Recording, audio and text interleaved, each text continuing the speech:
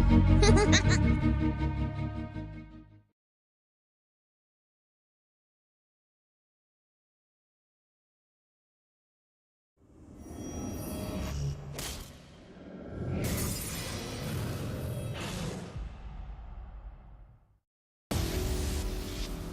couple of weeks into the split, Unicorns of Love were 1-8, and they couldn't do anything. Now, this train is on the rails. They have 5 wins in a row. And they could very well make playoffs. Unicorn! Pride's going to go low. Unicorns of Love have had a 4-game winning streak, and they're setting themselves up to make it 5. I care about making it to playoffs. What we're striving for in the end is like success. And even if you're having the success, like success can be not based on your strength, but on the enemy weaknesses. And in the end, we just want to be strong. But the Unicorns have one thing standing in their way, and it is Fnatic, who is also on a tear this entire split, who have shown some of the best games we've seen from them in an extremely long time. Did is dropped from the back end, and Fnatic, they're going for Baron. I really expect a spectacle. If we are careless for a second, I'm sure Fnatic will be there to punish us. The match against Unicorns is going to be really important for both teams. For us, it's about keeping the #1 spot, and for them, it's about even getting to playoffs in the first place. When you look at Fnatic, you think about the dual carries. Rekkles is going to carry, Caps is going to carry. When you look at the Unicorns, you think Samux is going to carry, and is Exile going to carry? As the cavalry's arrived! He has been stepping up when it matters most for the team. If he was ever going to prove that he can, it is in this match. The Realm Warp's coming in, Nisqy's found on Cold, but Exile comes and turns it around, picks the kill off. Both are the types of players that play very aggressive and tend to make mistakes due to their over-aggression. The biggest difference, I feel like, between Exile and Caps is that I feel like me and Exile work better together than Caps and Roxa, and I think that could be a crucial point in the game. Road for the Orianna gets the shockwave off and get dunked. This game is going to be a war on 2 fronts. The junglers are going to focus a lot of their attention around the mid lane, and in the back of their heads, they have to keep track of Rekkles and Samux, because either of these AD carries could completely take over the game. That's going to be huge. It pulls in 2. Exile still hanging tough, and so is Samux. Does he have the damage to turn the fight around? Big shutdown. How many can he get? Unicorns have no choice. They have to win every single game to get to playoffs. They have to beat Fnatic.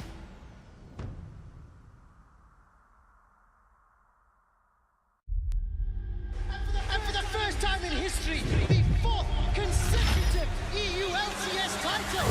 G2 Esports. Misfits, the underdogs in this game. No one expected anything, but they picked hard.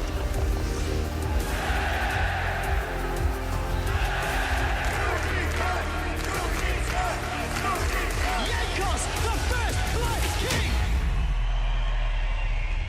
Let's make this a clean fight.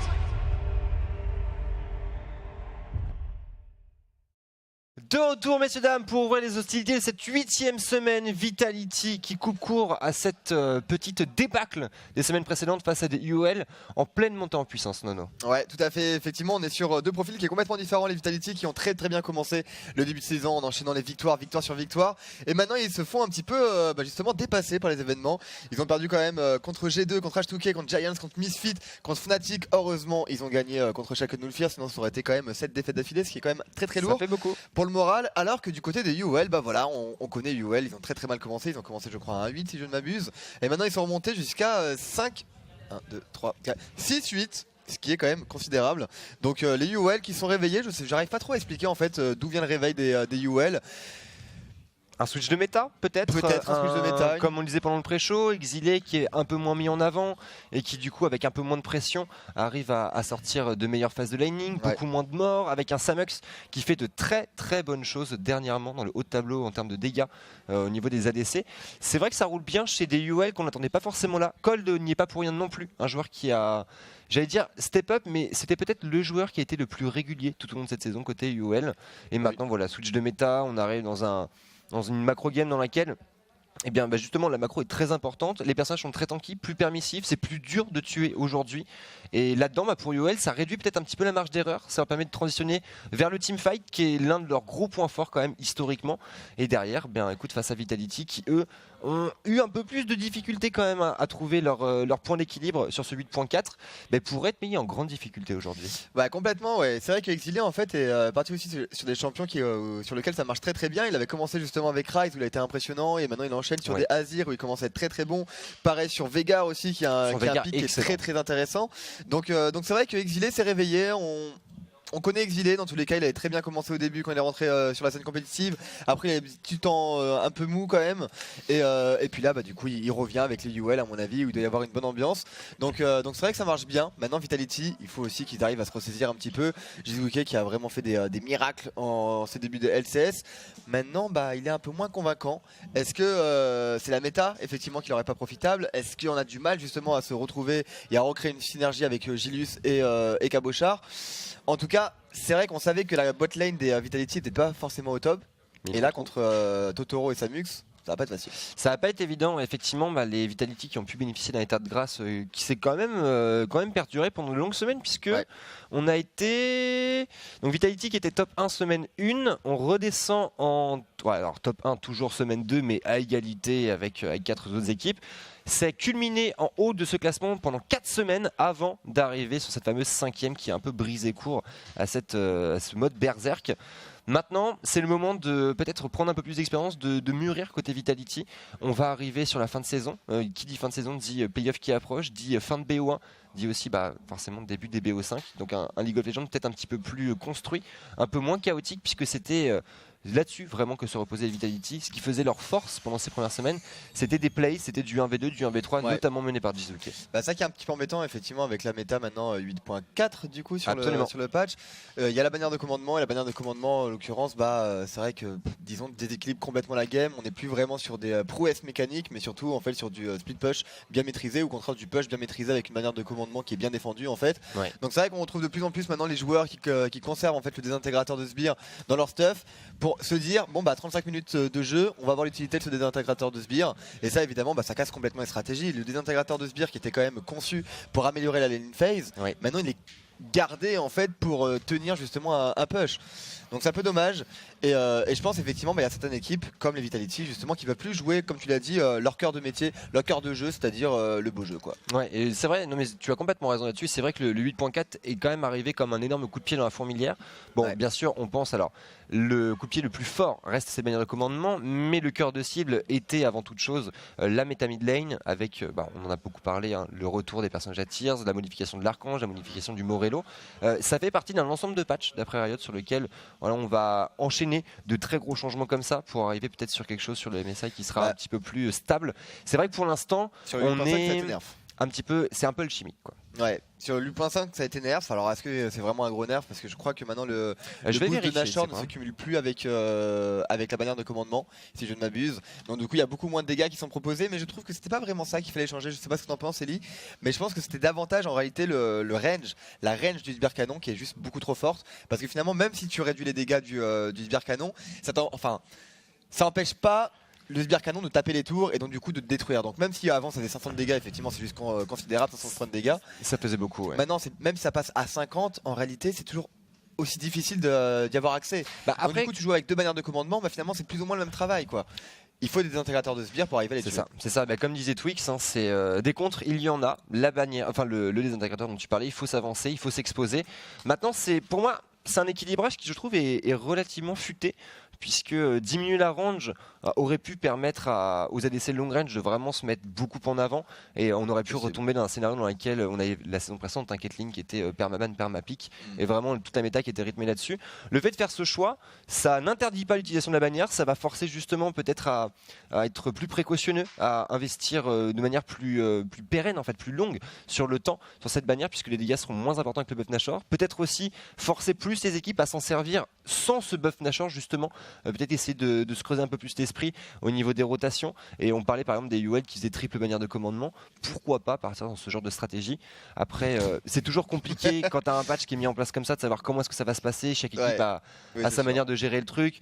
Il y a et puis on peut faire confiance. Le champ des possibles est ouvert. On peut faire confiance aux joueurs pro en plus pour arriver à trouver la subtilité, Bien le sûr. détail Bien qui sûr. va embêter tout le monde. Et ça marche très très bien justement avec cette manière de commandement. Donc on va voir. En tout cas, c'est vrai que ce qui est cool, c'est que ça force toutes les équipes à engage en général. C'est ça. Quand tu vois une barrière de commandement arriver sur toi, boostée par un Nashor, tu dis bon, on n'a pas le choix les gars, il faut absolument y aller, sinon on va juste se faire découper sans rien faire. Et je crois que le pire sentiment quand tu es joueur professionnel, ou en tout cas quand tu fais une game, c'est d'avoir l'impression de ne pas avoir joué. Et c'est un peu ça qui est un petit peu anti-fun du côté de bannière de commandement, c'est que finalement tu peux te faire ouvrir la base sans avoir joué quoi. Bah, on en parlait pas mal pendant le pré-show et alors deux écoles s'affrontaient. Moi personnellement, je tends plutôt de l'avis de Chips, grand avocat de cette manière de commandement, qui expliquait que ça pousse à dynamiser le jeu. Et je suis assez d'accord avec lui sur le fait que ça permet de contrôler plus facilement les slow push, ça permet d'attribuer en fait plus de temps de déplacement, d'agression peut-être de la part des joueurs, moins de contrôle au niveau des lanes, ce qui peut pour moi être une bonne chose. Mais le gros problème c'est que ça force en fait certains champions à être joués sur la top lane pour qu'ils puissent récupérer la bannière de commandement.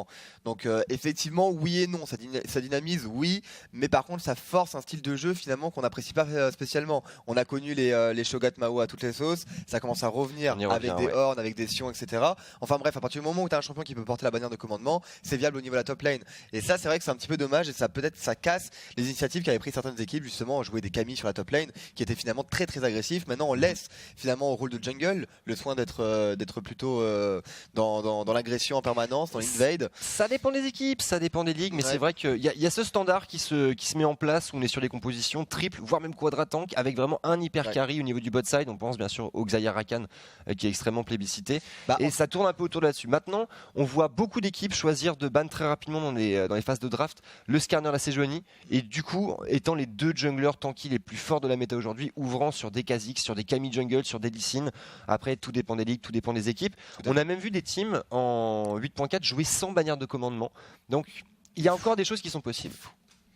La méta est relativement ouverte maintenant. Ce sont des petites failles, des petites meurtrières par lesquelles les équipes arrivent à se compte que faufiler. maintenant les supports les plus forts ça reste les supports mêlés avec les Shen, les Alistar, les Rakan, enfin bon Shen un peu moins mais en tout cas Alistar, Braum, etc. Tous les champions justement qui peuvent apporter une certaine défense et donc du coup protéger le carry AD ou faire les engage. Sur la top lane maintenant on est parti sur des tanks. En jungle effectivement il y a des équipes qui tentent effectivement des personnages agressifs tels que Kha'Zix, mais en général on trouve aussi des Sejuani, on trouve des Zac, etc. C'est vrai que Zac est assez présent. Donc finalement on se dirige en fait vers des compositions d'équipe avec beaucoup de tanks, comme tu l'as dit, une grosse front lane et en fait avec des hyper carry sur la mid lane et on a des carry. Et donc du coup c'est vrai que c'est un peu difficile d'arriver en fait à dynamiser le jeu à partir de là puisque tu es obligé d'attendre en fait certains items clés avant de pouvoir avancer. D'ailleurs en témoigne la meilleure équipe des LCSU qui est Fnatic actuellement. Et Fnatic actuellement c'est exactement ça, c'est qu'effectivement il y avait Caps au début qui était très très agressif et qui arrivait à récupérer beaucoup de kills en early game et sauf qu'ils n'arrivaient pas forcément à le transformer, donc ils attendaient systématiquement en fait que Rekkles monte en puissance, récupère ses items, sachant que Rekkles joue en général des personnages qui sont quand même très très forts au niveau du scaling, des Xayah, des Sivir, etc. Et on sait bien que ce joueur arrive à s'illustrer une fois qu'il récupère 6 items sur ses champions. Et donc ça qui est un peu dur quand tu vois Fnatic justement qui domine bien l'early game, et après en mid game, ils peuvent juste rien faire parce qu'ils sont dépendants de leur AD carry finalement. Ouais, c'est vrai que une fois de plus, on a parlé pas mal pendant le pré-show, ce timing 20 minutes de jeu en fait qui est vraiment le point d'orgue aujourd'hui de cette méta, la validation du premier Nashor. On le rappelle, le nerf de la bannière de commandement n'est pas encore appliqué aujourd'hui sur le format compétitif, on reste sur 8.4. Donc tout se joue relativement tôt en fait dans une partie. Les phases de lane sont importantes, mais je dirais peut-être plus importantes sur 8.4 que sur 8.3, à ceci près qu'il faut voir les match-up au niveau de la jungle. Quand on est sur du Skarner Sejuani, généralement on a quand même assez peu d'agression. On va pas se mentir là-dessus. Par contre, c'est vrai que les phases de teamfight sont particulièrement redoutables actuellement. Ouais, ils sont redoutables, mais bon, après, ça reste des tanks contre des tanks. Il faut évidemment avoir des dégâts derrière pour arriver à tomber cette front lane. Et en général, en early game, en tout cas, c'est un peu le rôle du midliner de faire ça. Plus tard, c'est le rôle de carry AD. Ça prend quand même un peu plus de temps pour le carry AD. Même si, voilà, Varus, à mon avis, va être évidemment très très publicité par les équipes. Ça reste quand même le meilleur pour moi AD carry en termes sur la scène compétitive. Pourquoi ? Parce que c'est un champion d'une part qui fait énormément de dégâts sur la front lane. C'est un champion qui a besoin de peu de stuff en plus pour arriver à faire son DPS. Enfin, un peu de stuff. On s'entend, Ginzo ça coûte quand même assez cher, mais après au bout du rouleau, BRK, Runal ça reste quand même accessible. Je veux dire, acheter ces items là en fait c'est des petits items que tu maries entre eux et donc du coup c'est pas un gros coup d'un coup comme l'ABF par exemple donc c'est vrai qu'à mon avis Varus va être très très publicité encore une fois cette semaine. On va voir ce que nous réservent les équipes. En tout cas UOL contre Vitality, c'est tout de suite Eli. On est parti effectivement dans cette première phase de draft, premier match de la première journée de la 8e semaine. Si vous venez d'arriver directement, le ban Camille. Donc on a un petit récap de ce qui s'est passé côté UOL avec toujours des phases d'agression extrêmement alambiquées. Avec ce pick Ezreal aussi extrêmement plébiscité actuellement, c'est un first pick qu'on revoit de plus en plus. C'est l'une des valeurs qui se veut sûre sur le papier et pourtant statistiquement parlant, il n'y a qu'assez peu de victoires en fait en général, en tout cas pour le moment. On verra ce que ça donnera par la suite. Pour l'instant on le voit tout de suite, c'est de l'hyper carry et pas n'importe quel hyper carry, les hyper carry qui ont également une phase de lane qui va être très forte, à savoir Caitlyn et Xayah dégagés. Tout à fait les bans sont intéressants. On va voir. Par contre on va se diriger en first pick sachant que Exilé pour le moment a le choix au niveau des midlaners et décide d'enlever Galio, de pas partir sur ce pick. Ban de Ryze aussi côté Vitality. Il reste Azir de disponible éventuellement. Et Tristana, ah ouais, gros focus au niveau des carry AD pour le moment. Ouais, Samux, vraiment l'homme en forme je trouve actuellement chez UOL.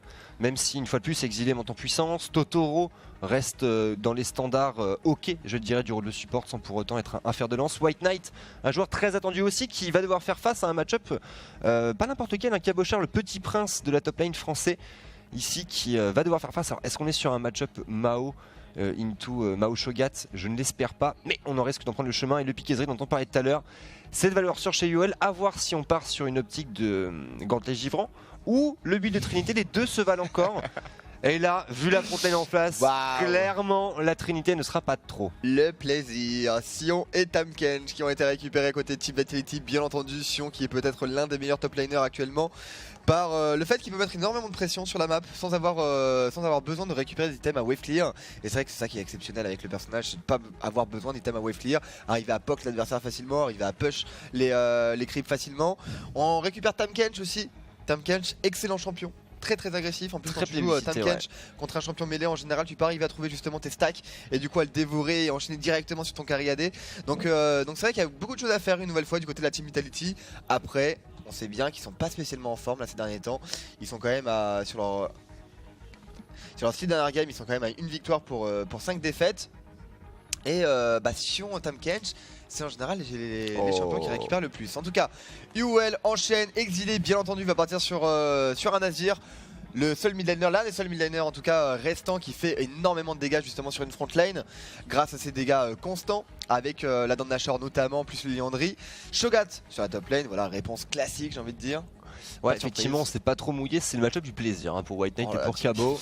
Gilius sur une Sejuani, on joue mais ils ont raison Vitality de prendre ce genre de champion, il n'y a pas de secret. UOL sur le papier, dans n'importe quel compartiment de jeu, ils sont inférieurs à Vitality. Le seul vrai risque statistique pour Vitality, ce serait de se faire cheese, ce serait de se faire vraiment détruire en early game sur les phases de laning. Autant partir sur les champions durs à tomber avec de la protection et aussi avec une capacité à agresser de très loin. On peut imaginer une traversée des abysses et un chouchou qui permettrait de mettre un étau dans lequel même avec un transfert arcanique ça ne va pas être facile de s'en sortir. Allez, il faut ban tous les carry AD là pour UOL. Il n'y en a plus beaucoup de disponibles. Xayah, Tristana, Caitlyn, Varus ont été enlevés. Dernier ban peut-être pour UOL. Ça me paraît très étonnant quand même qu'ils bannent pas un carry AD, autant en profiter, ils ont récupéré le Ezreal en plus. Partir sur un match-up qui peut mettre Samus et Totoro dans une bonne condition. Et ça va être un Kog'Maw.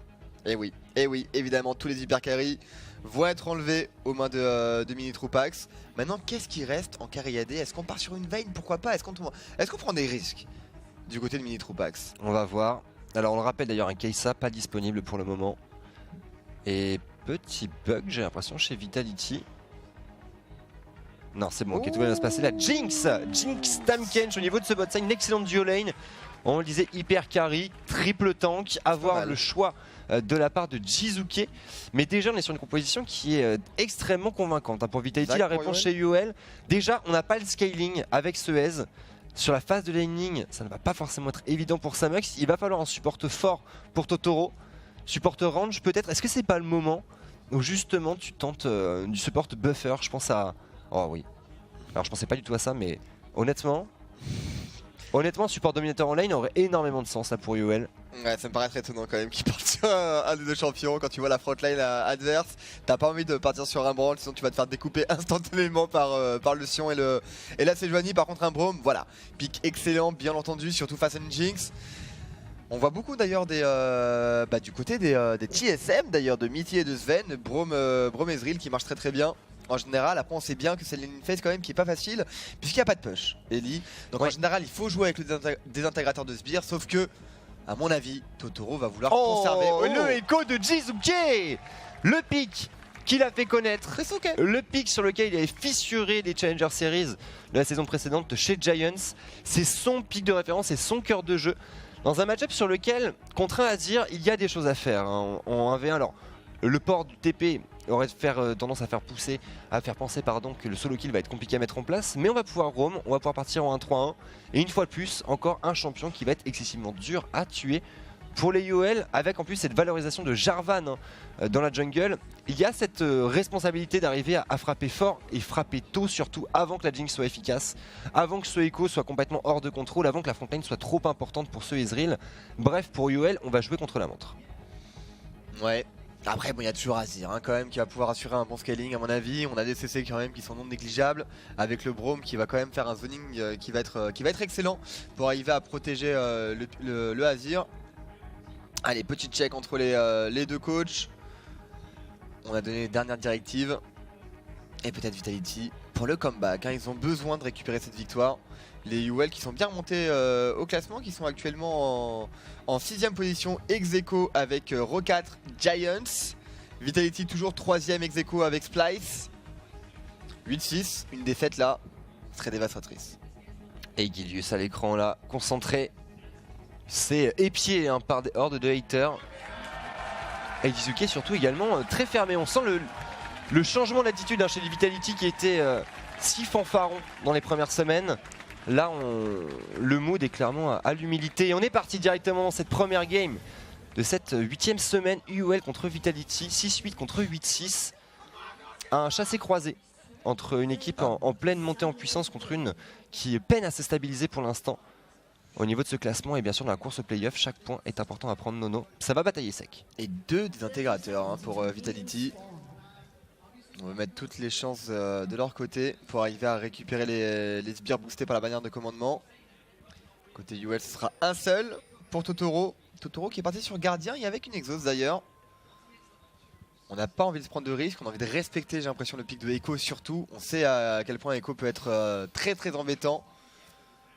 Et ça arrive à trouver un one burst très facilement. Electrocute s'il vous plaît, donc effectivement ça va taper très fort et encore plus fort puisque comme vous venez de le voir en haut de votre écran à gauche, c'est un dragon infernal qui rythmera le début de cette game. Un Echo qui porte fièrement ce Dark Seal en premier item. On envisage un snowball potentiellement pour Jizuke, pour ce SKTT1 Echo. Alors pour Exilé d'ailleurs qui joue en tempo mortel, on voit de plus en plus de Azir pop avec cette avec ce choix de rune pardon. Et a raison puisque vu la frontline qui est en face, tu parlais des DPS constants, il va falloir un sacré montant de dégâts pour arriver à les tomber. J'aime bien en tout cas le choix des Vitality, partir sur optimisation glaciale pour Jack Troll, pour le Tahm Kench, pareil pour Cabochard. Un Summoner Spell en fait qui est très intéressant effectivement pour le slow que ça apporte et donc du coup pour le follow-up que ça permet de créer à ses coéquipiers. Donc en l'occurrence, si jamais Gilius arrive à se rendre disponible sur la top lane, pourquoi pas, on devrait réussir à trouver un pick-up sur White Knight assez facilement. Pour un moment, ça va être une route de jungle assez longue. Red buff, Corbin, on enchaîne au niveau du blue buff. Donc peut-être pas de move tout de suite, en tout cas au niveau de cette top lane, alors que Cold a une opportunité. Ouais, Cold effectivement qui se dirige en top side. On a la pression mid pour l'instant côté UOL. Attention à la transition de niveau 2 et 3 pour le Echo. Pour l'instant, Exilé qui donne le tempo. Au niveau de ce bot side, ascendant pour Vitality, bien sûr, au niveau du push, on s'en doutait. Et voilà, Jizuke, c'est le problème d'un Echo. Le rétro bang au niveau 1 n'est pas suffisant. Et même si une bonne capacité de push, Azir a cette faculté de déloger n'importe quel champion. On n'a pas le temps de trouver l'auto-attaque pour Jizuke pour arriver à proc ce passif. Et du coup, pour Cold, champ libre. Backup top et mid d'assurer au niveau du bot side. Dans son Samex qui s'énerve un peu avec ce Blinkin. Les tirs mystiques manquent de précision. Et on reste en contrôle chez Vitality. Jack Troll qui va pas hésiter à utiliser ses désintégrateurs lui pour l'aider à push. Peut-être Cabochard du coup qui va conserver son désintégrateur le plus longtemps possible. En tout cas Cold est parti dans la jungle adverse pardon. On a un peu dive hésité, est hein. envisageable. Non, ça me paraît ambitieux quand même. Le dive, on est full live du côté de Cabochard. On se met en position du côté de White Knight. On apporte un petit peu de défense à son jungle. Si jamais il y a une Sejuani qui traîne. Et le petit saut qui a passé Cabo en optimisation glaciale d'ailleurs là. Un Sion qui sait que sa laning phase ne sera pas spécialement impactante, hein. D'où ce choix une fois de plus qui coupe au standard de la comète sur notre chouchou préféré unique. On est là pour assurer une bonne montée en puissance, assurer également le wave clear, tu parlais des intégrateurs de sbires. Bref, Cabochard ici qui est au service de son équipe, avec des carrés qui Je font pense que vraiment le peur sur désintégrateur, papier, lui, il va le conserver en fait. Je le vois pas utiliser son désintégrateur de sbire, en tout cas sur la lane phase, ça paraît très étonnant. Alors du côté de Jack Troll, pourquoi pas, pour permettre à cette Jinx de monter en puissance et de récupérer surtout les 43 CS à la récupération de la BF. On a besoin de cette BF sur le premier back pour avoir du wave clear. Et c'est vrai que face à Braum et Ezreal, en plus c'était pas spécialement embêté avec une Jinx. En tout cas, Julius pour le moment qui va se diriger dans la jungle adverse. Malheureusement, il y a eu un super travail de Trashy et rien à récupérer sur la map, ou en tout cas de ce côté-ci. Les golems ont été récupérés pour Cole. Petit poke de Jizuke. Jizuke a tout intérêt évidemment à essayer de trouver un trade le plus possible sur Exilé. Il a fait son back lui déjà. Il est revenu avec le téléport, chose qu'il n'a pas fait Exilé bien entendu puisqu'il n'a pas le téléport. Exilé d'ailleurs qui a pas pris de risque avec cette cleanse. A raison, hein. C'est joli en tous les cas. Et respecte. contre un Echo, on sait que le risque reste bien sûr de se faire empêtrer dans une zone de convergence. Du coup la cleanse réponse à tout. Pour un Exilé, pas vraiment inquiété. Attention au niveau de ce bot side, ça Blinkin. Oh, ce tir mystique, décidément Samux. La Castorkers qui parle un peu là-dessus quand même. Ça manque de précision, il s'était mis en avant sur les ADC auto-attaqueurs. Je pense à... Alors c'était Jinx il me semble. Non c'était Tristana. Ouais, c'est Tristana sur laquelle il avait été excellent la semaine précédente. La Surez, un pick qui est difficile à valoriser aujourd'hui, hein, même si c'est énormément publicité pour ne pas révéler grand chose au niveau de la compo. C'est un champion sur lequel ta marge d'erreur elle est quand même particulièrement minime, d'autant plus qu'en face la frontline est vraiment grosse. Du coup il y a cette responsabilité d'arriver à trouver les dégâts et surtout arriver à ralentir la montée en puissance d'une Jinx qui va clairement outscale. Ouais, c'est difficile à tenir effectivement. Et c'est vrai que d'un côté pour Vitality on a une Jinx, un hyper carry au niveau du carry AD, alors que du côté des UL c'est plutôt la mid lane. Donc Exilé pour le moment qui se débrouille très bien, il a eu le temps de faire son back sans prendre de retard au niveau des CS.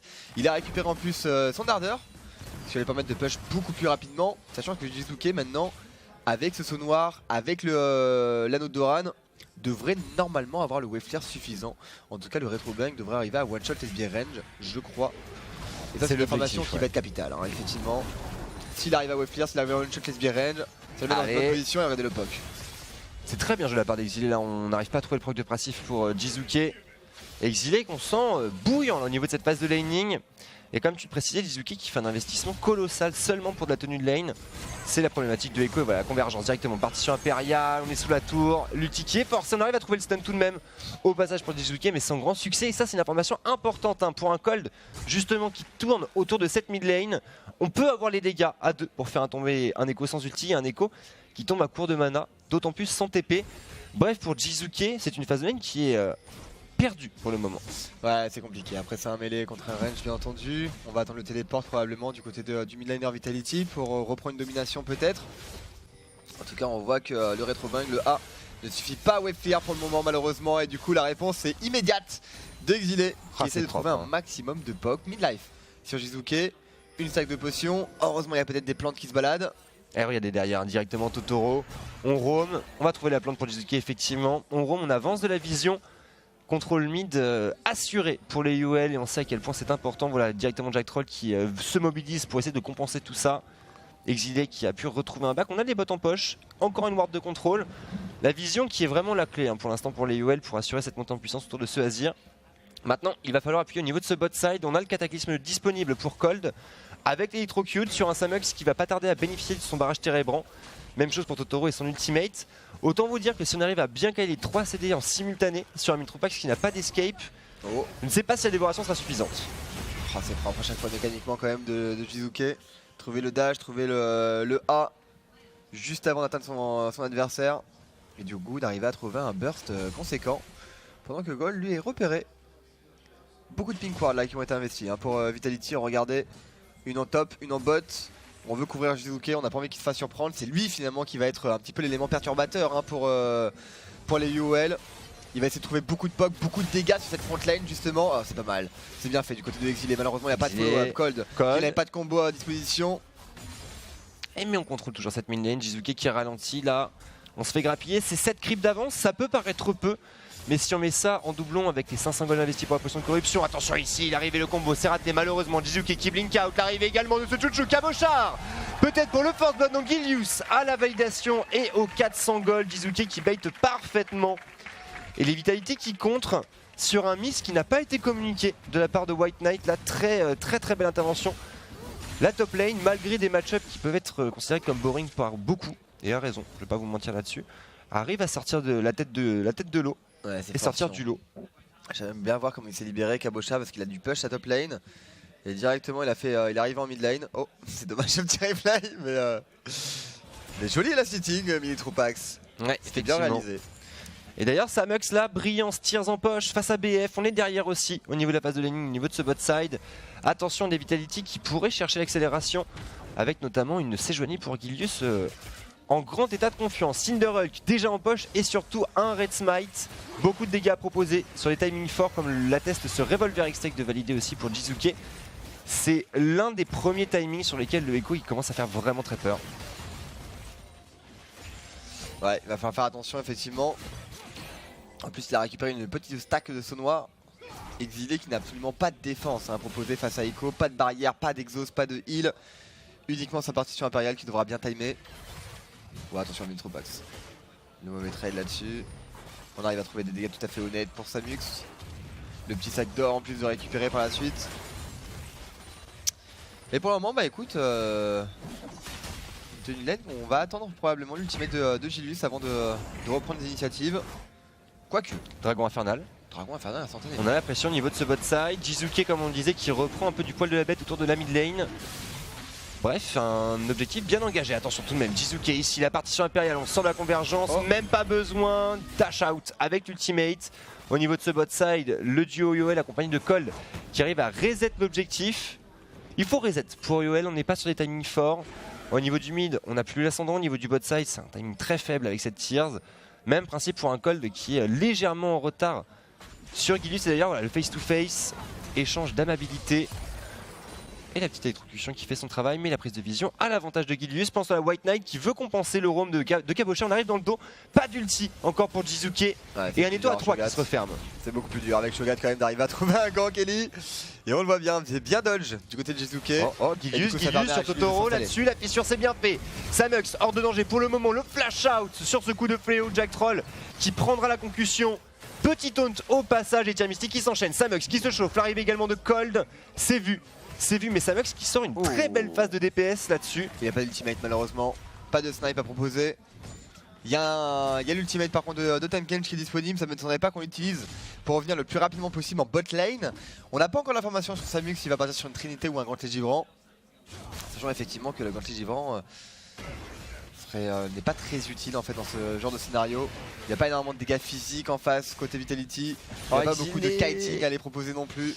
Et non voilà, ça va être une mana mune de récupérer. Et Exilé effectivement qui rate son larcin. C'était bien tenté quand même, on le sent à l'aise Exilé dans son match-up. Malgré la présence d'un assassin en face, on arrive à trouver le wave clear, on arrive à...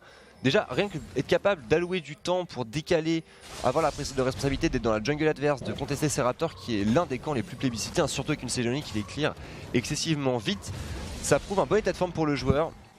Face à un Jizuke, on a ralenti au niveau des spikes, bot de Mercure pour essayer de tenir un petit peu plus. Et encore à partir de décidément Jizuke. Ouais, pas mal ça. Ulti out, bon trade tout de même pour le millénaire des Vitality. Et encore ce dragon qui va être engagé chez UL. On se doute de l'échauffourée, le snipe. Pas assez de dégâts. Tellement close. Ça s'est joué à 50 HP près. Et ouais, c'est ça aussi la force de Jinx et de Tankenge, c'est qu'au final, systématiquement, ils arrivent à push la bot lane, à avoir l'initiative par rapport à leur adversaire, et du coup à faire des décalages au niveau du dragon. Deuxième dragon qui tente. Cette fois-ci, c'est passé. Et on a le wave clear. On a le wave clear du côté de Jizuke. Ça y est, on respire. Ça y est, on est passé devant en plus en termes de farm. Et très bon score de vision au passage pour Jizuke. Ouais. Score de 16, 2 fois plus que son adversaire. Une tendance, attention, qui pourrait faire la différence un peu plus tard dans la partie. Et on le voit, c'est vrai que pour l'instant, regardez au niveau de cette minimap autour de la mid lane, on y voit comme en plein jour chez Vitality. Et ce n'est pas faute pour Cold pourtant de se mobiliser un maximum au niveau de cette reprise de vision. Voilà, ça va être chose faite, mais tardivement, le dragon a été validé pour des Vitality. Bah ça, c'est notamment la Jinx de Mitroupax qui s'en frotte les mains avec une Jinx qui va rusher la lame d'infini. Ouais, probablement. À moins qu'il parle juste sur des dégâts et après enchaîne sur le static shiv pour avoir du wave clear encore plus de wave clear. Et c'est vrai que bon, gantelet givrant Ezreal c'est très sympathique parce qu'au moins ça te permet de tenir ta lane beaucoup plus facilement qu'un Ezreal qui ne part pas sur un gantelet givrant. Là où l'item apporte quand même beaucoup de choses au personnage, plus la CDR évidemment. Là c'est pas le choix qu'on fait, on va lutter du côté de Totoro et Samux. On a été obligé d'utiliser tous les désintégrateurs de sbires. Tiens, d'ailleurs Cabochard on a utilisé 2 aussi. Ouais là attention, Samux on s'énerve un peu sur Jack Troll. On stack encore et toujours au niveau de cette mini, il y a une Jizuke là, maintenant qui va accélérer sur du tanking hein, pour cette fameuse proto-belt. On sent que les dégâts d'exilé un peu sur la pente descendante également avec la validation des Mercuries. Ça se ralentit, on scale, doucement et sûrement. Encore un dragon infernal d'ailleurs Nono au passage. Hein. 12 contre la crue de la rivière. Alors la grosse question que je me pose c'est est-ce qu'on va contester ce héros de la faille? On pourrait, et ça pourrait permettre justement de pouvoir accélérer un peu cette partie. On a quand même sur des phases de lane qui se prolongent, on a 14 minutes de jeu, aucune tour n'est tombée pour l'instant, aucun swap mis en place. D'ailleurs on a envie de part et d'autre de pouvoir assurer une belle montée en puissance pour les carries. Ouais, c'est difficile là d'arriver à se déplacer. Attention au Tahm Kench quand même. On se mobilise, Jizuke qui passe dans le dos. Partition impériale qui fera dodge. Il n'y a plus de mana du côté d'Exilé, il n'y a plus de mana. On va essayer de trouver un trade éventuellement. L'arrivée de Tahm Kench maintenant, l'ultimate qui est très bien placé. Du côté de Jizuke qui trouve beaucoup de dégâts. Le burst, le cataclysme, le dash out pour Jizuke sous exhaust pourtant. Et le snipe, ça touche avec les dégâts collatéraux. L'arrivée de Cabochard sur un White Knight en grande difficulté. La rupture de flash out sont bons. Et derrière c'est Cold qui pourrait aller près de ce grid. Mitroupax au flash in, Jack Troll à la validation avec un investissement de flash et d'ignite. Vitality accélère Nono. Ouais c'était compliqué hein, pour Exilé là. Utiliser la partition impériale, de la rater, de ne plus avoir de mana par la suite pour pouvoir backup ses coéquipiers. De plus rien avoir pour pile. Et ça sera une first brick pour les Vitality. Très très belle opération. Un dragon infernal, une first brick, un kill sur le carry AD Jinx. On s'est mis dans une bonne position et regardez comme ils ont puni instantanément la Exilé qui rate ça. Ouais, ça coûte cher. Il a voulu tenter, hein, il a voulu tenter le beau jeu, sauf que Jizuke évidemment tu lui fais pas quand même. C'était intelligent de la part des UL de vouloir hard focus vraiment ce Echo avec un ulti qui est forcé quand même très très tôt. Et là, derrière le décalage de Cabo qui ferme la porte. À lui seul hein, qui force triple flash out en comptant celui d'Exilé. Et Cold d'une fois de plus sacrifié. C'est vrai qu'Exilé n'a pas le flash pour un double flash pour le coup. Ouais. Et du coup un Exilé qui forcément à ce moment de la partie avec un Azir, t'as pas autant d'arguments qu'un Echo qui arrive sur son premier power spike, proto-belt de terminer. Il fait mal, 3 stacks en plus de saut noir. Maintenant on va pouvoir même commencer à mettre en place un split push du côté des Vitality. Même si on n'a pas récupéré les side lane, c'est pas très grave. Echo comme tu l'as dit maintenant a un power spike qui est très intéressant avec la proto belt. À mon avis t'as pas envie d'envoyer un Ezreal en solo face à Echo, t'as pas envie d'envoyer un Azir non plus. Enfin bref, t'as vraiment très peu de joueurs qui peuvent arriver à tenir contre Echo à ce stade de la partie. Et donc du coup on va essayer de l'exploiter au maximum. Ça force Samux et Totoro à rester sur la mid lane. Et donc du coup Exilé de s'exposer. Oui c'est ça effectivement, Exilé qui pour l'instant tient quand même hein, en termes de farming, 140 CS à 16 minutes de jeu. Un peu en deçà des très gros Azirs qu'on a pu avoir en LCS au sens large. Mais une fois de plus une montée en puissance qui sera suffisamment efficace. La grosse question que je me pose c'est Cold, 0-2 pour le moment. Un Jarvan en difficulté, un Jarvan qui a du mal en fait à arriver à trouver sa place. Après on le sait hein, naturellement beaucoup moins tanky qu'une Sejuani. On le voit chez les UL, est-ce que ça va être suffisant cette frontline pour arriver à encaisser? Il y a la proto-belt sur le Echo, mais on a aussi une lame d'infini terminée pour Mitroupax qui est bien fait d'un 174 CS à 16 minutes de jeu, au-dessus du farm parfait. Et surtout, avec ce build là, on a notamment une capacité à mettre des crits, certes aléatoires, mais très fortes. Et surtout, on a beaucoup de burst au niveau des spells, que ce soit la Death Rocket ou le Zap. Ah, le plaisir. Ça y est, le plaisir commence, Ellie. La deuxième bannière de commandement n'est pas encore validée pour Cabochard, mais par contre on a récupéré un héros de la faille. Héros de la faille plus bannière de commandement. Il y a peut-être un timing très sympathique à jouer là-dessus pour Vitality, pour arriver à débloquer éventuellement la tour sur la top lane. On va voir ça en tout cas. Gilus qui sera disponible en top. Le dive. Pareil du côté de UL, il sera disponible en bot lane pour arriver à récupérer cette first brick. Jizuke qui est seul là pour l'instant, 3 joueurs au niveau de ce bot side. White Knight, bonne rupture là-dessus, 4 joueurs. Au niveau du top side de la carte pour Vitality, on tape et on bourre sur ce Shogat White Knight. Pas de flash de disponible pour cela. Jizuke qui tente de tenir, qui amènera dans la tombe un premier joueur. Incroyable. Les UA une fois de plus qui pose un genou à terre. C'est 2 tours qui vont récupérer là les Vitality normalement. Hein. grâce à ce qu'il récupère en top lane, ce qu'il aussi trade en 1v3, hein. Jizuke arrive à récupérer en 1v4 pardon, en 1v4 il arrive à récupérer un kill, et oui il n'y a pas le choix pour UL, il faut back absolument, si jamais les Vitality décident de rester et d'aller mettre la pression sur cette T2, c'est une tour qui est récupérée avec une Jinx, tu négliges jamais les dégâts d'une Jinx sur un bâtiment, et d'ailleurs on le voit bien, hein, les UL ont même pas pris la peine de récupérer cette T1 sur la bot lane, ça c'est peut-être un peu plus embêtant de ne pas avoir laissé au moins un joueur taper cet objectif, Ellie.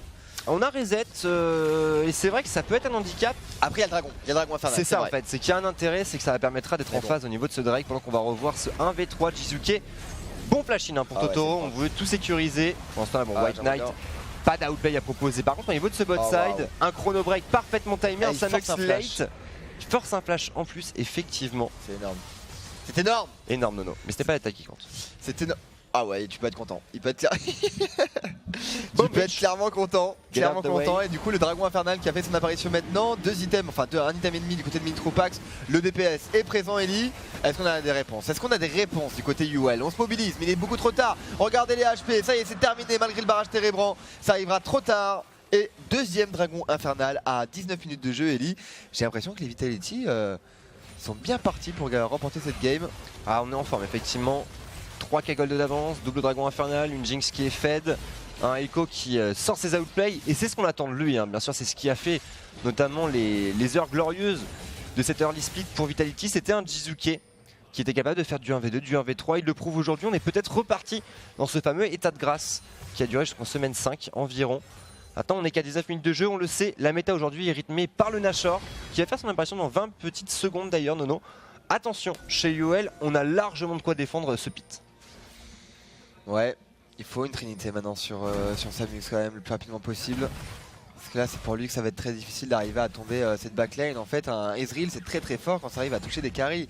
Si ça arrive à mettre un Mystic Shot sur une Jinx avec justement la Muramana, c'est juste dévastateur. Ça peut être 40% HP en moins. Le truc c'est que la frontline est tellement grosse pour Vitality que d'arriver à toucher une Jinx ça va être mission impossible.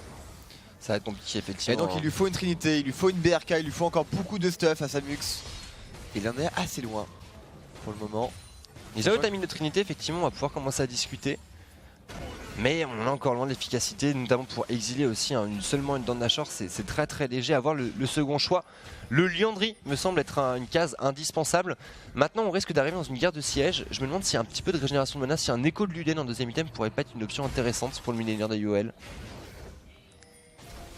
Ouais, c'est une bonne question.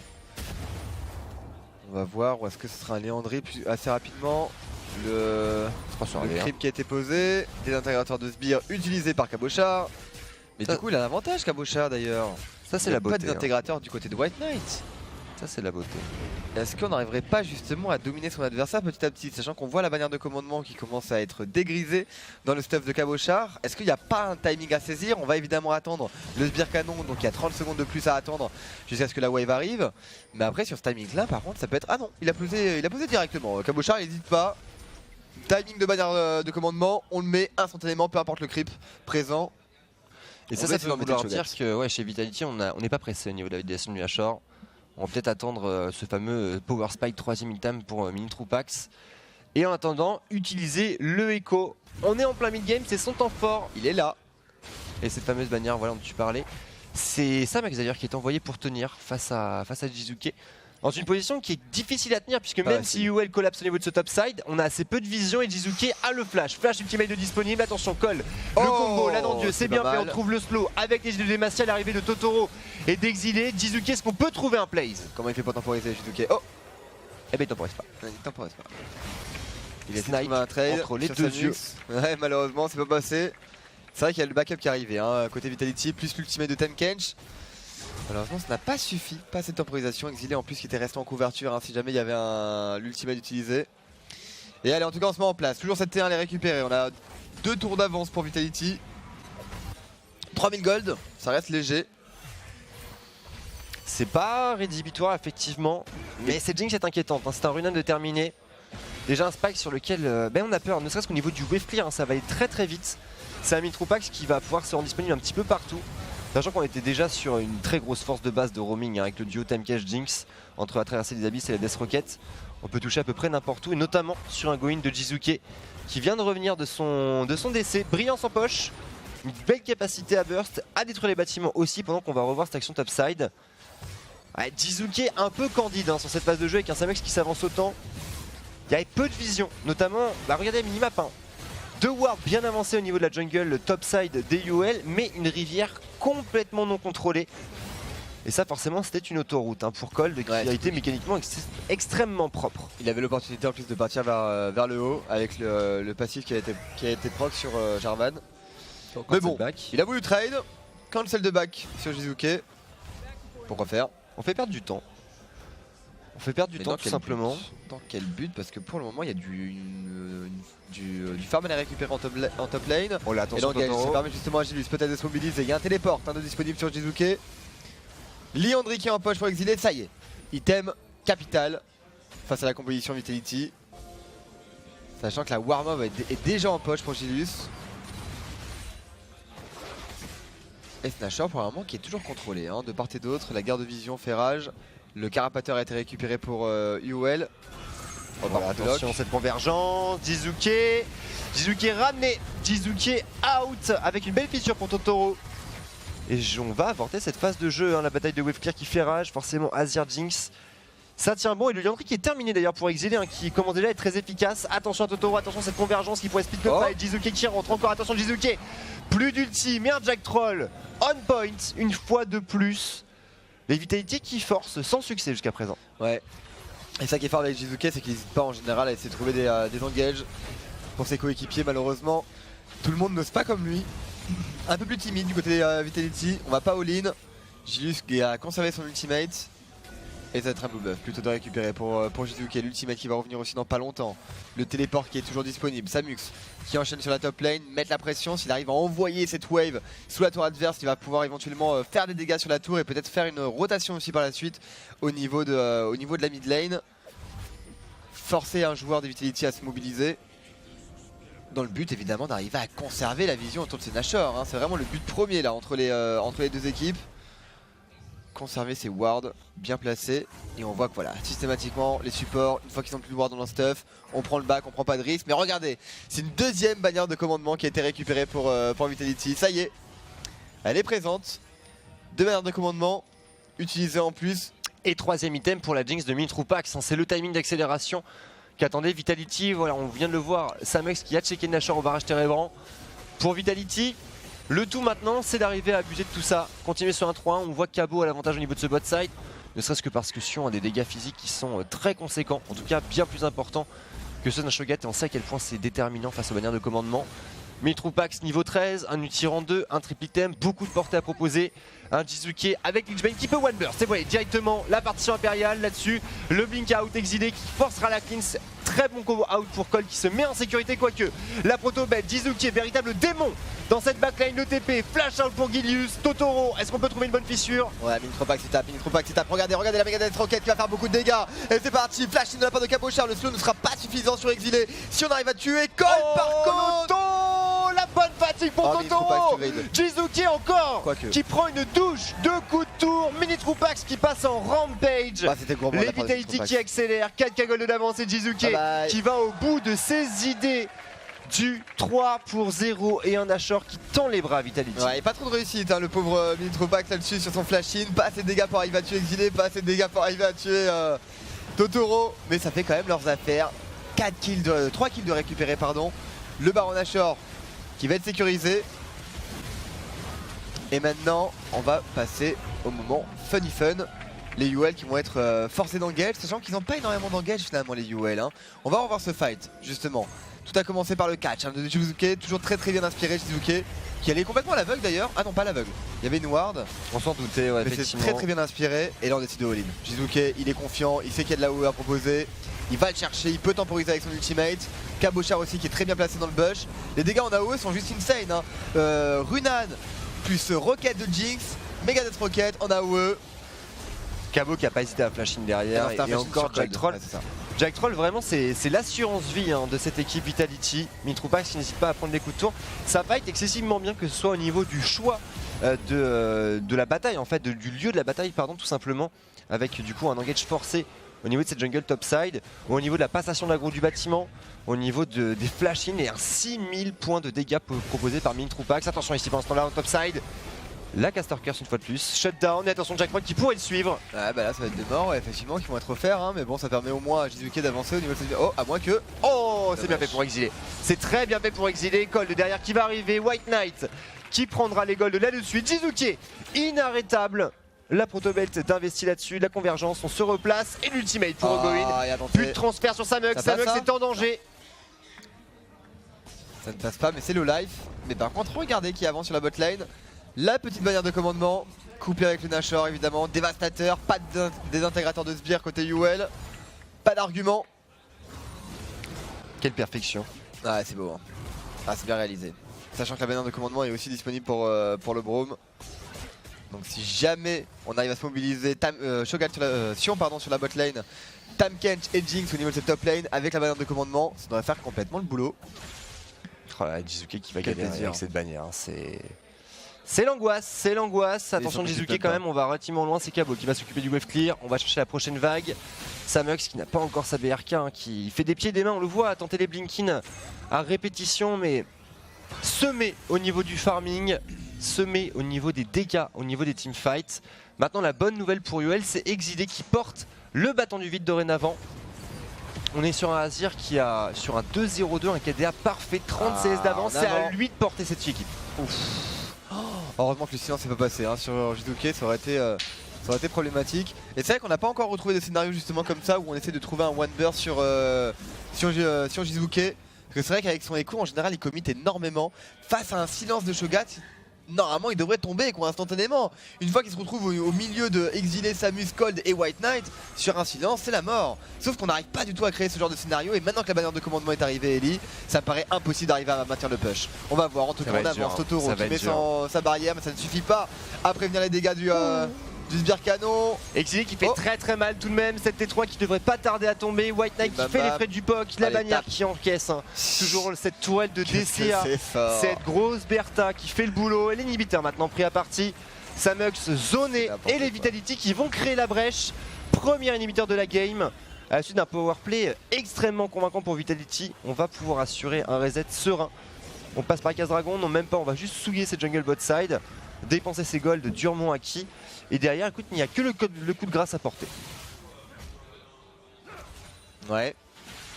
Bannière de commandement bientôt disponible. Moi je regarde que ça maintenant hein, parce qu'en fait en réalité les 5 joueurs c'est anecdotique quoi. À ce stade de la partie maintenant c'est juste les bannières de commandement qui font le travail et qui permettent d'avancer sur les objectifs. Cela dit il n'y a pas de Nashor maintenant. On va peut-être passer sur un petit temps mort. Le temps de temporiser, le temps d'attendre le retour du Nashor et jouer la stratégie au maximum. On regarde les standings, hein. Vitality ex-aequo avec Splice. Vitality qui compte bien rejoindre G2, ou en tout cas aller titiller G2. Ouais, effectivement, Vitality, pas forcément la proie la plus facile à sécuriser pour les équipes carnassières hein, qui cherchent ces fameuses dernières places de playoff. Mais voilà, la course au haut de tableau, un meilleur seeding, autant d'enjeux importantissimes hein, pour Vitality, ne serait-ce que la fierté de gagner. Pour l'instant, on est très bien parti, hein. 11k gold, triple Drake, une Jinx parfaitement fed. La seule vraie menace pour Vitality, ça reste ce Azir exilé du haut de son niveau 17. Le tempo mortel et le triple item à disposition. C'est un Azir qui pourrait arriver à créer cette brèche. Maintenant, il va falloir slalomer entre les dégâts de la Jinx, avec une BT en plus qui a un pool AD qui est monstrueux. On a un Echo qui a un Rabadon en plus à se mettre sous la dent. Bref, ça tape très fort chez Vitality. Allez, on va avancer là sur la mid lane. Peut-être Jizuke avec un catch, une nouvelle fois. Non, la zone de convergence qui ne permettra pas de trouver un lock là-dessus. Et les Vitality, écoute, qui essaie de temporiser probablement. Laisser Cabochard avancer au niveau de cette bot lane. Si White Knight ne se rend pas disponible, c'est un Cabochard qui va juste tout découper. Pour le moment, on est patient. Il fait peur, hein. Il fait peur. Cette zone de la jungle qui a été le tombeau et qui était vraiment le point d'orgue de cette rencontre. On sent les Vitality qui sniffent l'odeur du sang exilé, qui décale au niveau de ce bot side. Le flash out de Cabochard calmé instantanément par une super partition impériale. Le mur qui le stoppera de même, la rupture. Tout est parfaitement synergique chez UL. 5 joueurs au niveau de ce bot side. Jizuke qui arrive avec un burst monstrueux. Jizuke qui pourrait retomber là-dessus. Et voilà, directement Cabochard qui va sacrifier le passif. Jizuke qui reviendra avec l'ulti. Du coup, il en profite. Ah oui, le Srot aussi est sorti et ça y est, c'est le reste de Vitality Ellie qui avance au niveau des objectifs et un Nashor de récupérer facilement grâce à la présence des deux bannières de commandement. Easy peasy. Et en botlane, attends, ça va être pareil. Attention, les creeps, il faut les respecter. Surtout avec les ZZ-Rot. Eh ouais, ça push fort. Hein. ZZ-Rot. C'est la mignonne noire là qui fait rage pour l'instant. Je veux voir ZZ-Rot en botlane. Ah, je sais pas, non, ils n'arriveront pas à récupérer la tour. Non, la défense est présente. Ouais, effectivement, ça tient bon. Exilé qui va pouvoir tenir au niveau de ce bot side. On va revoir la phase de jeu. Un Cabo sacrifié, mais a raison, a raison. Alors la temporisation, il s'est fait outplay. Là-dessus, on va pas se mentir, Exilé qui l'a très bien calmé. Ce chouchou n'était pas parfait. Alors le TP de Jizuke, un poil overkill peut-être. Bah pourquoi pas au final, il arrive à proc. Ouais, parce que c'est un TP en moins quand même. Le flash de Exilé. Ouais, après lui, son téléport normalement est pas très utile. Puisque Sion a le sien, donc on peut mettre la pression en bot lane et rejoindre les coéquipiers sur le Nashor. Nashor d'ailleurs qui va faire son apparition maintenant dans 20 secondes. Attention à Jizuke, pas de se faire rattraper, non ça va. Le dash est bien placé. On se replace, ouais effectivement. Et on le rappelle d'ailleurs hein, de la part de LoL Esports, le match de la semaine, ce sera demain, le UL contre Fnatic. On a beaucoup parlé tout à l'heure. Et c'est vrai que les UL montrent un visage aujourd'hui en demi-teinte. En tout cas, pas assez consistant pour faire trébucher Vitality. On attend le coup de grâce, 2 inhibiteurs de valider, le Nashor est à disposition. On aura également un avantage sur un Elder hein, si on arrive en very late game. La vraie question pour Vitality c'est comment est-ce qu'on gagne la partie ou quand surtout. Bah écoute, maintenant en fait, puisque les Crips sont en train de taper là, leur T4, ils ont pas le choix les UL, soit on défend les T4, soit on défend le Nashor. Mais il faut faire un choix tout de suite maintenant.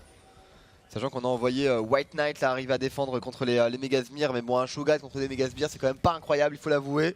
Et allez peut-être un catch. Dormi trouve Pax qui arrive à trouver des dégâts monstrueux d'ailleurs sur Totoro. Et une rotation qui n'est toujours pas mise en place là au niveau de ce Nashor, on pourrait s'y diriger. La wave mid a été récupérée, donc 30 secondes de gagné. La vision est récupérée aussi autour du Nashor, on voit les Pink Ward qui font rage du côté des Vitality. Et en botlane ça avance. Ok, on est patient en fait côté Vitality. Regardez sur la minimap l'énorme wave qui avance là en leur faveur. On va même envoyer Cabochard du coup pour aller soutenir justement cette wave. Le reste de l'équipe au niveau de la mid lane toujours pour arriver à push la wave et empêcher des rotations évidentes des UL au niveau de cette tour mid. Et évidemment ce Nashor qui attend de se faire cueillir. On voit Cabo double bannière de commandement au niveau de ce bot side. Jack Troll et Jizuke en opposition et le Nashor engagé à 2000 Troupax au vu de son montant de dégâts, aucun problème pour arriver à tomber. L'engage côté UL sur un Jack Troll qui a flash.